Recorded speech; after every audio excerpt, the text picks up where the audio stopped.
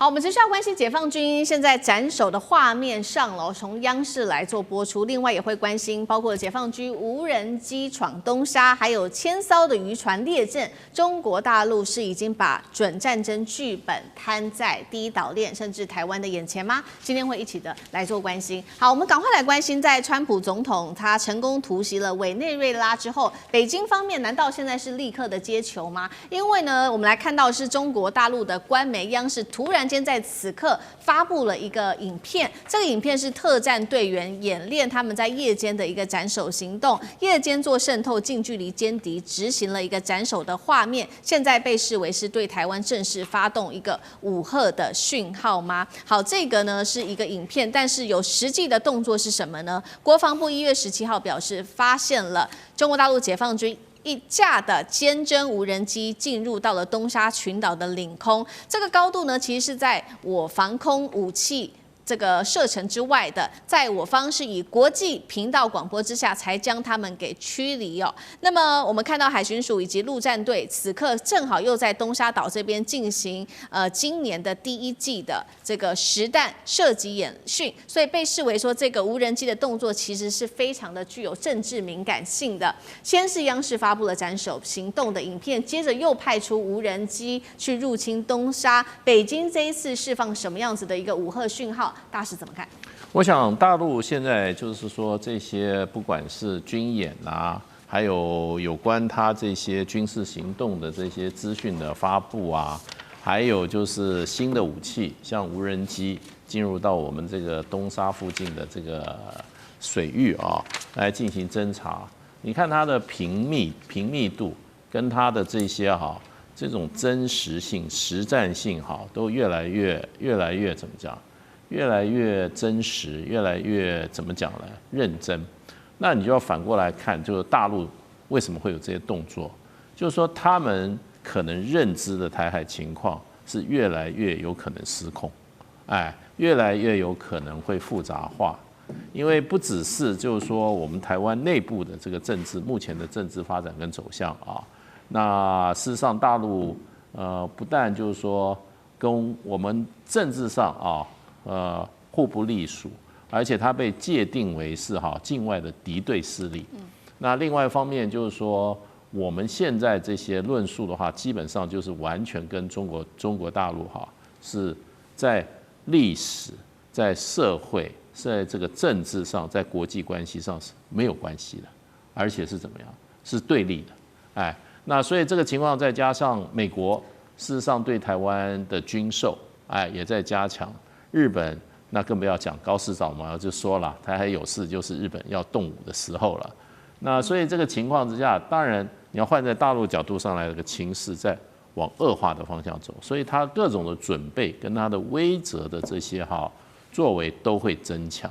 而且我认为，如果说两岸关系如果要照目前这个路径再走下去的话，那可能中国大陆会有更多的动作。那我认为这些演训基本上都是他实战的一部分，他需要在实际的操练。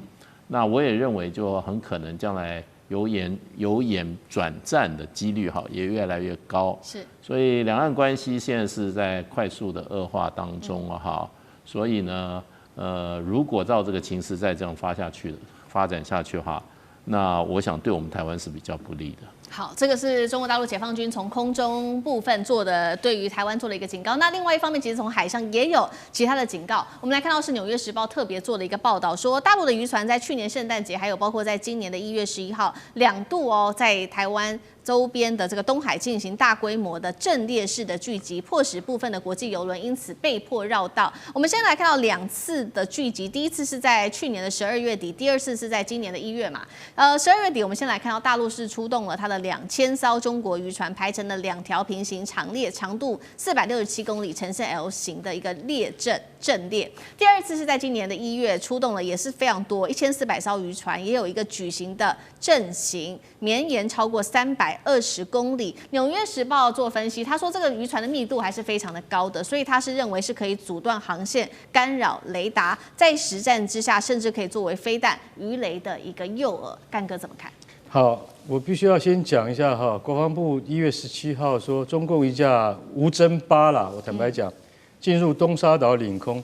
你看他的解释哈，我现在先不管我们的对手是谁，高度位于我防空武器射程外，在我方以国际频道广播，你对一架无人机广播，你讲给谁听啊？上面有人吗？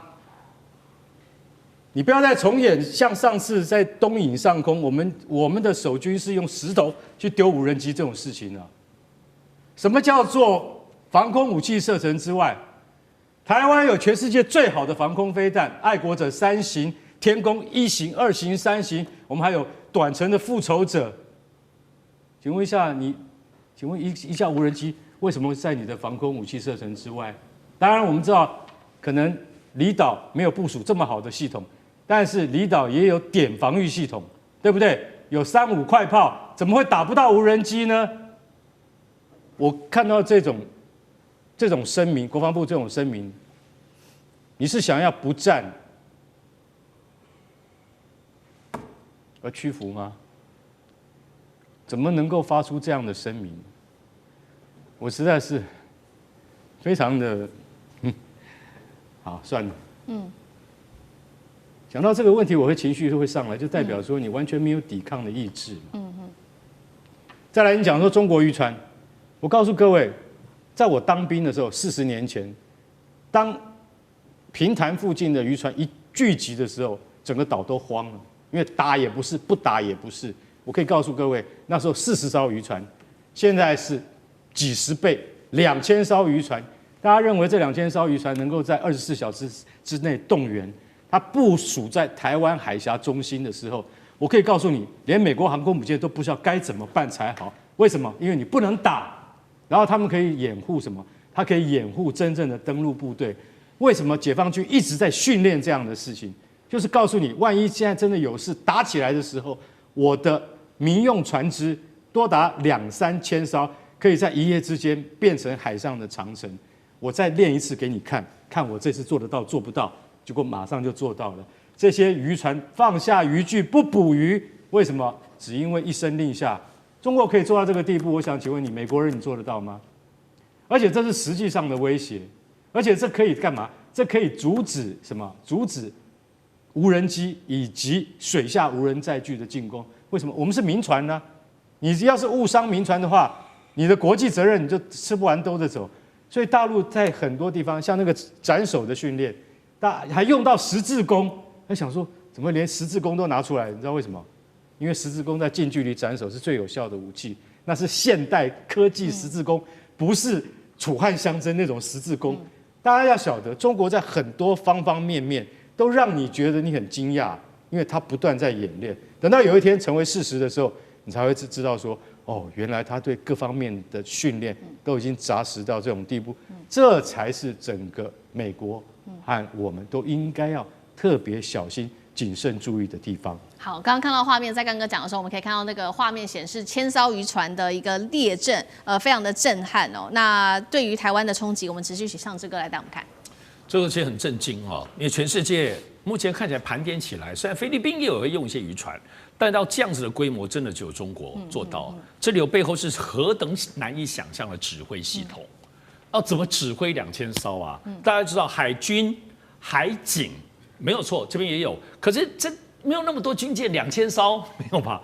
但你要最后要到海，所谓这种渔船，所以这就是在全世界的海军战术上当中，其实都有知道有这样的东西可用，因为它就是一个灰色地带的，它可以屏障，就用刚刚干哥讲的，它是一个灰色地带，然后你让你感觉存在感，然后你再大的航空母舰，再大的部分到那个地方，你被2000艘围住或排站，你要怎么穿过去？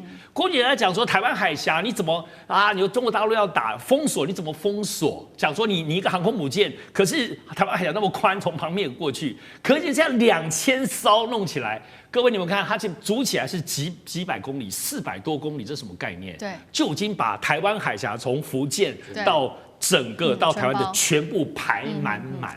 它是这样子的概念。所以这里头演练的当中有完全的实质就战术的威吓人家的美国、日本的航空母舰或者人家的大的这种军舰，也威吓到实质战术上。这个东西不要说是掩护作战，它的存在感就让你难以想象。而且你说真的，它就只有攻击吗？也许它也包括要撤一些人补给的，太灵活可用了，因为2000艘。而且我们都不知道，难道就现在2000艘已经是中国大陆还就所谓渔船的极致吗？以我们所熟悉的中国大陆，可能单单福建、江苏地区就不止2000艘，你还有广东呢，你还有海南呢。如果真正要把所有的渔船实质为了两岸这场最关键的战争，而且在面对美日的这个部分的军力都要一起的时候，他所要导入的这个是难以想象，而且美国没有演练过，日本也没有弄过，就大家都不知道怎么对付。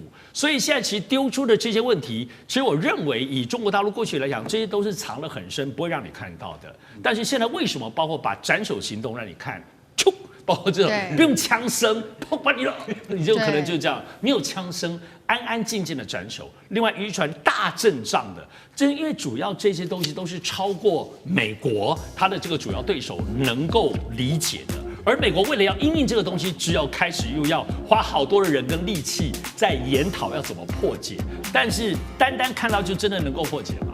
所以这里头，而且人家用的难道你以为是可以干扰？人家可能都北斗卫星。